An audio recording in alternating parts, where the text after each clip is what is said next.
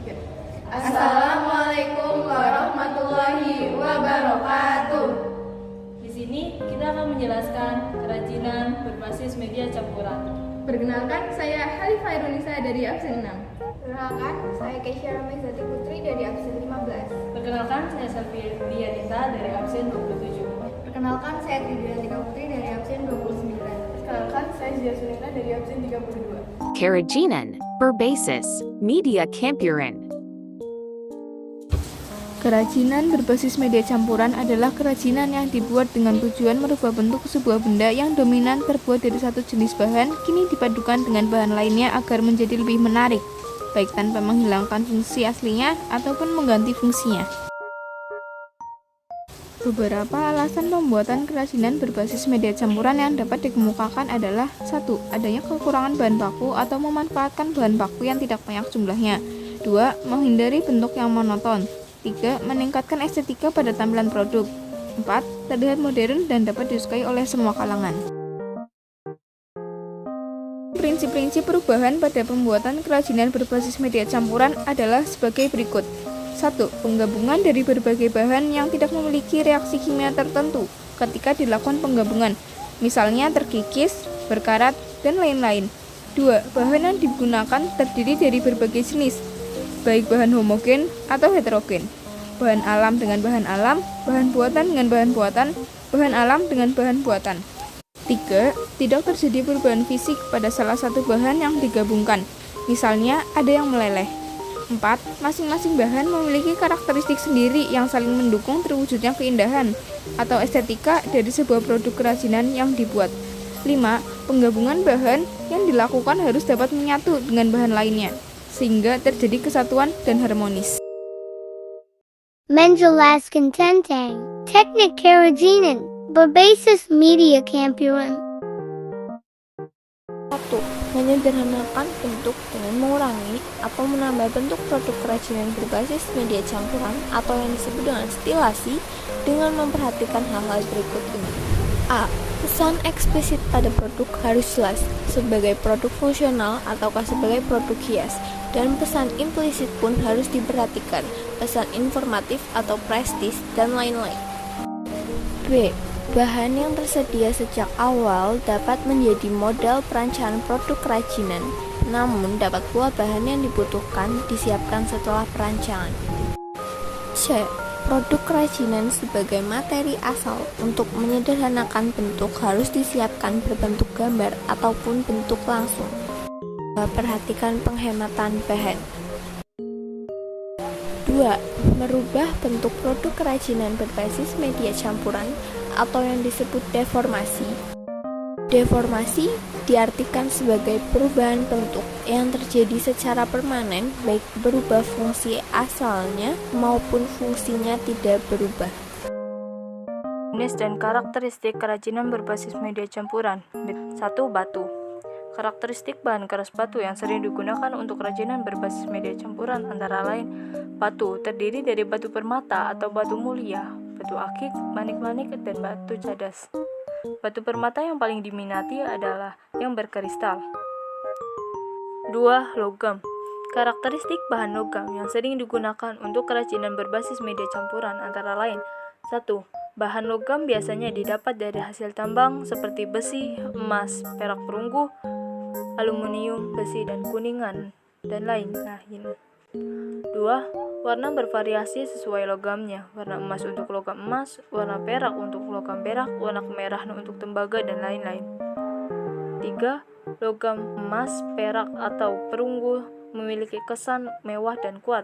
4. Logam juga mudah terkorosi oleh udara sehingga biasanya dilapisi dengan bahan tertentu seperti krom, emas murni, aluminium, dan dengan cat. 5. Logam banyak jenisnya, namun perak yang paling sering digunakan sebagai kerajinan berbasis media campuran karena selain harganya terjangkau, juga lebih diminati dengan berbagai bentuk penampilan. 3. Plastik. Plastik banyak jenisnya, seperti botol, kantong, gelas, perabot dapur, atau rumah tangga. Namun, botol plastik yang sering digunakan sebagai kerajinan berbasis media campuran karena memiliki permukaan yang cukup keras. 2. Plastik merupakan salah satu jenis benda yang kedap air, warnanya transparan, ringan, dan lentur sehingga mudah dibentuk. 4. Karakteristik kayu.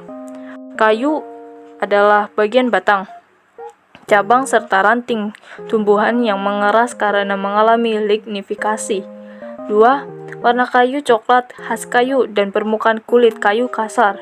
3. Keunikan dari kayu adalah mempunyai serat atau urat kayu indah dan khas yang berbeda-beda, serta biasanya memiliki lingkaran tahun. 4. Jenis kayu hutan tropis Indonesia, di antara lain kayu jati, kayu mahoni, kayu pinus, kayu sawo, kayu nangka, kayu kelapa, kayu sangon, serta kayu yang ringan, yaitu kayu lame dan kayu albasia. 5. Keramik. Keramik berasal dari bahan tanah liat, sifatnya rapuh dan mudah pecah sehingga keramik sering dipadukan dengan berbagai jenis bahan lainnya yang bersifat lembut atau ringan, tidak merusak seperti kain, rotan, kertas, atau karton, dan lainnya. Ini adalah 10 contoh kerajinan berbasis media campuran. 1. Cincin. 2. Gantungan kunci. 3. Guci. 4. Kalung. 5. Keris. 6. Patung. 7. Figura. 8. Sapu. 9. Sandal. 10. Wayang. Prinsip kerajinan secara umum atau keterampilan tangan. Kerajinan dibuat secara manual dengan menggunakan keterampilan tangan. Meskipun diproduksi banyak, produksi kerajinan masih tetap mengandalkan tangan.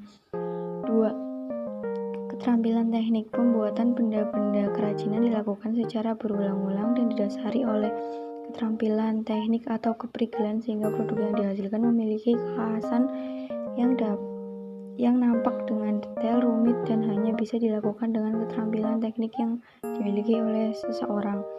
3. Kederaan atau tradisional. Kerajinan merupakan benda-benda yang mempunyai nilai guna praktis, bersifat universal, dibuat dengan keterampilan teknik tangan namun masih dipengaruhi oleh adat istiadat setempat. Produk kerajinan yang berkualitas dibuat dengan memperhatikan beberapa prinsip dan persyaratan yang ada. Prinsip perancangan kerajinan yang harus dipahami adalah 1. Kegunaan atau utility.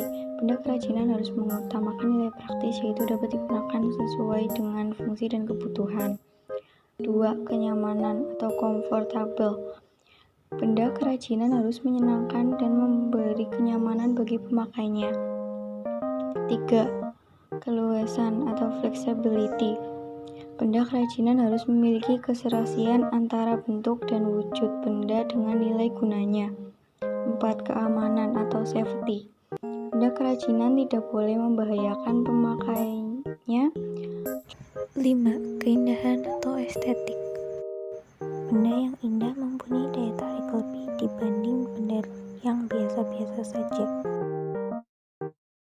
Terima kasih atas perhatiannya, karena di sini kami perempuan semua, jadi kami tidak meminta maaf apabila ada kesalahan. Karena perempuan selalu benar. Sekian dari kelompok kami. Wassalamualaikum warahmatullahi wabarakatuh.